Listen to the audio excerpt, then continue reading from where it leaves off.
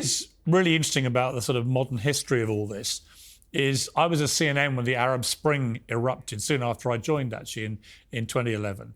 And a lot of those leaders, stroke dictators in that region were toppled. But Assad managed to avoid it. And I found a quote. This is Barack Obama, president at the time, of course, August the 20th, 2012, talking about his red line for Assad. We have been very clear to the Assad regime, but also to other players on the ground, that a red line for us is we start seeing a whole bunch of chemical weapons moving around or being utilized. That would change my calculus. That would change my equation. Now, what happened is that shortly after that, that's exactly what happened. Assad used chemical weapons, and that as a result, Obama was, by his own words, obligated to do something about it, but didn't. He ducked his own red line. And it was at that moment that Vladimir Putin, who I remember, and I'm sure you do as well, suddenly wrote extraordinarily an op-ed piece in the New York Times, of all places.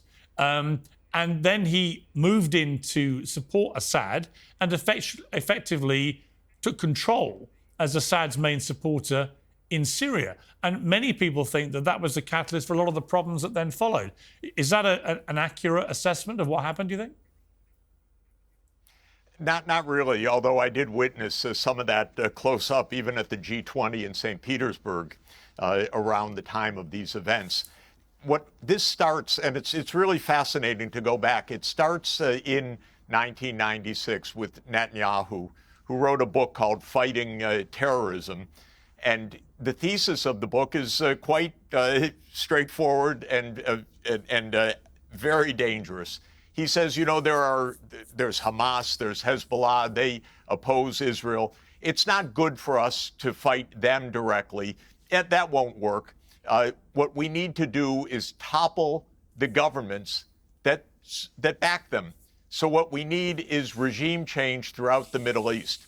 And he actually gave a long list of 7 countries that included Syria, Libya, Iraq, Iran, Somalia, Sudan, and Lebanon.